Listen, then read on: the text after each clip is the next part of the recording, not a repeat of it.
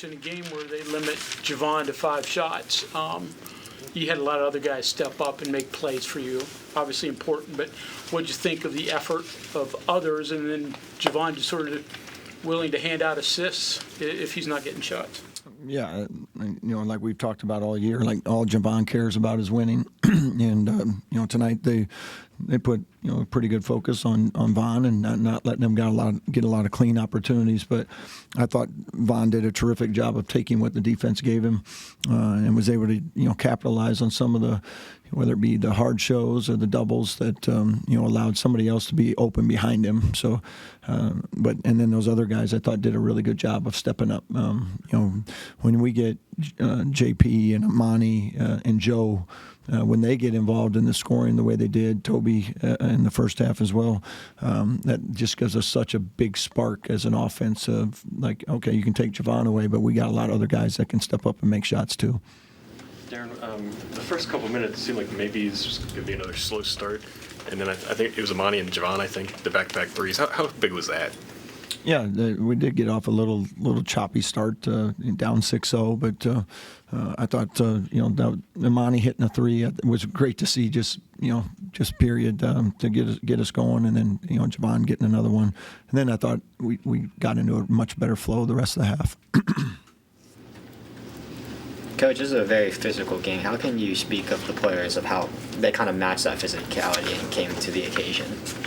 Yeah, it was certainly a physical game, as most nights are, right? So you gotta bring your lunch pail every night, and I thought our guys really battled. And I thought Utah really battled. So it was a tough, hard fought game. Utah's got great size, all the way across. So we knew this was going to be a game where we were going to have to get into some bodies, be physical, and fight for rebounds, because if we didn't, we're not near this. We don't have near the size, especially across the line.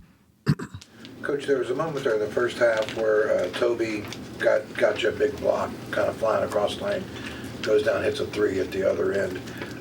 There are some other small moments for him in this game. Just what I mean, you look at his stats, you say, okay, well, he doesn't lead in anything, but you kind of come away from this game thinking he had an impact in it. I thought in the first half he was terrific.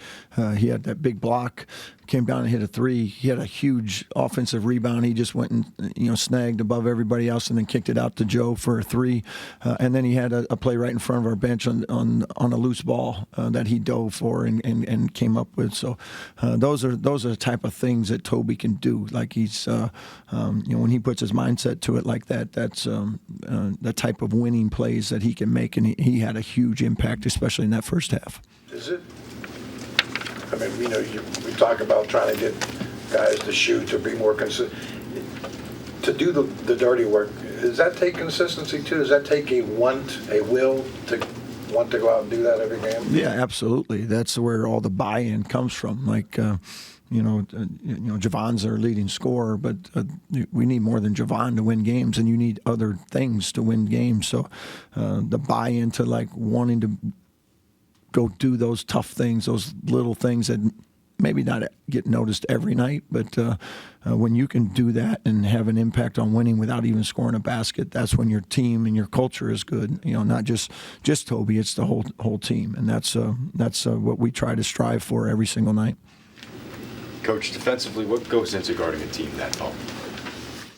I thought for us tonight it was, again, not letting them get into spots that where that becomes their advantage, and trying to keep it out of the paint and being physical and tough, getting through screens and being able to have them play out in the perimeter as opposed to down in 3 feet where they have the advantage. And I thought the guys fought hard tonight, did a nice job of making catches tough, and not giving them a lot of clean things coming off of some of their screening and little flip actions.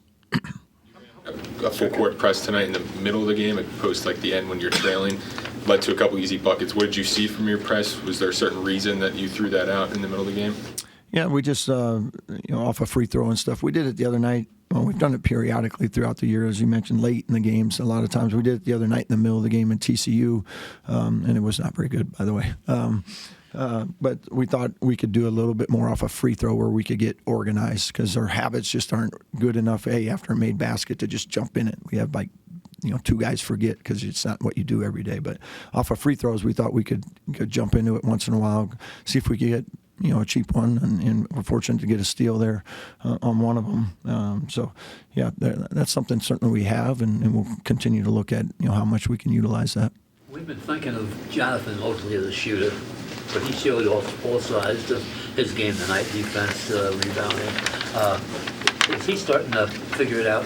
Yeah, I thought one of the big plays of the night is we're up, I think it was 8, and he's picking up full court because they're having different guys bring the ball up, and he gets a strip and picks it up and goes down and gets a dunk to put us up 10.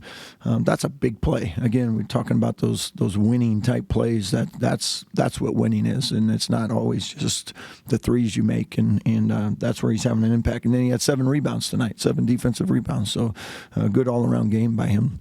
When Utah did get the ball to the blocks or into the paint, it seemed like your double downs were delayed a second or two. Was that part of the game plan? Hey, stop, let them set, and then bring that down late?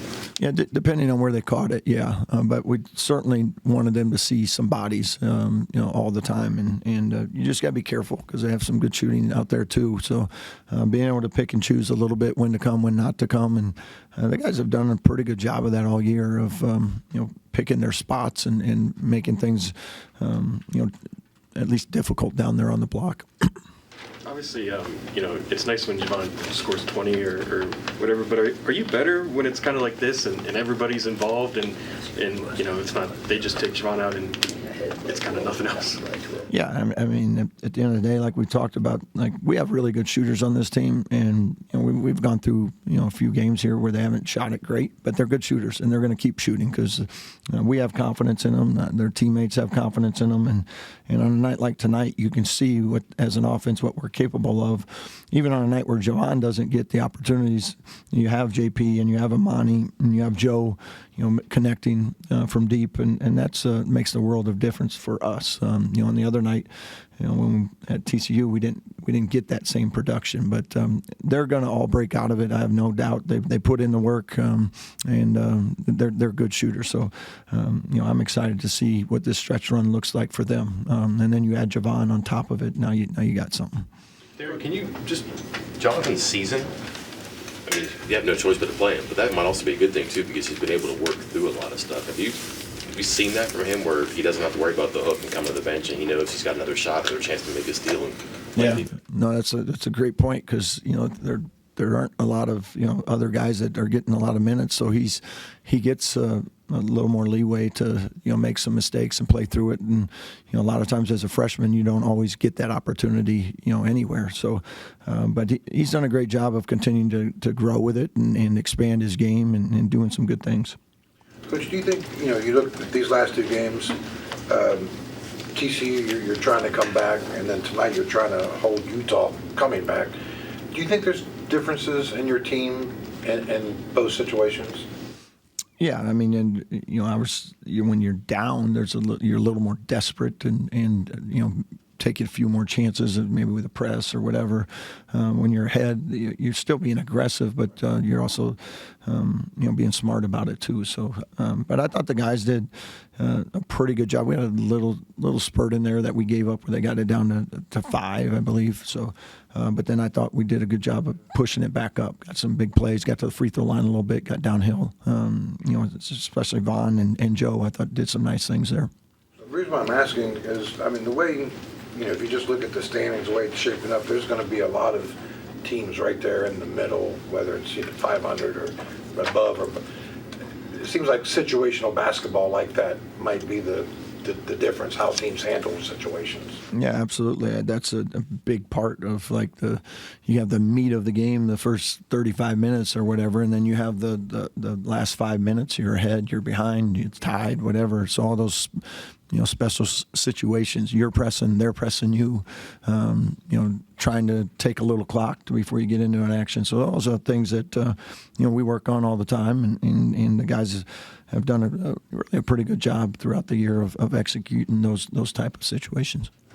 Darian, for a team that guys aren't very big, but you're scoring at the rim, I mean, pretty easy shots too sometimes. It just seems like it's more and more, but it's picked up, I guess. Have you I mean, obviously you found ways, you added ways, and maybe how much of it is just attention on Javon and he's smart and finding opening.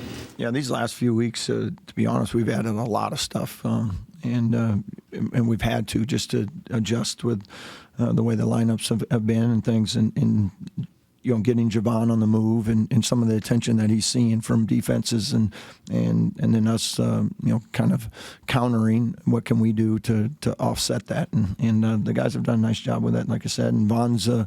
You know, he's one of the most willing passers and unselfish guys. If it's about making the right play, he's going to do it. And on those things, do you kind of go back to old notebooks and clinics and things like, hey, this might work? Are you watching what defenses are doing? You're like, I got an idea. Or your staff says, hey, let's try this. And it's kind of like, I don't know, saying live, just draw it up and see if it works. Yeah, we have a lot of, like, our staff does a really good job of, and myself, if we're always going through and maybe typing in on, you know, Twitter or whatever, like, you know, different types of plays, set plays, or you see them on a timeline, or you're watching film, you're stealing something that somebody else ran against them or whatever it might be, but. You know, we almost have too much sometimes. So, but it's been good, and you know, some of the things that we've added has really helped us offensively at times. And once the shot making starts to come with it, I think you know, our offense has a chance to still take off. One of the places it still has to improve is some of the other guys, when they get the ball, corners, short rolls, whatever, attacking the basket a little bit more rather than looking past first. Yeah, it depends. Like we always tell guys, playing to their strengths of, you know, what they are and what they aren't. We know them, the opponents don't. So the guys really do a good job with that too. I think they play within themselves. You know, like we said, we want them to be confident, but also smart about knowing your strengths and weaknesses. And you know, the guys have done a good job of playing to that. How beneficial is it that, you know, after a night like tonight where so many things go right and things get fixed, that you don't have to travel the next time? Like, because you kind of mentioned when you were coming back, you only had one day to prep. Now you don't have to worry about getting on the plane, or you just get to stay here and prepare. Yeah, and you know, and certainly that's nice, but it's only good if you take advantage of it, and you know, you get some sleep and you get some treatment and get some rest, and that's you know, when you come off you know, this time of year, it's February, like a lot of people are tired, so it's just that mental fight of continuing to try to maximize everything you got left, and taking care of your body's number one. And you know, we have a huge home game, and the home games are so gold in this league. Like you got to come every single night and be ready to go. And we got BYU on Tuesday, and hopefully another, you know, really big crowd and an impactful crowd like it was tonight.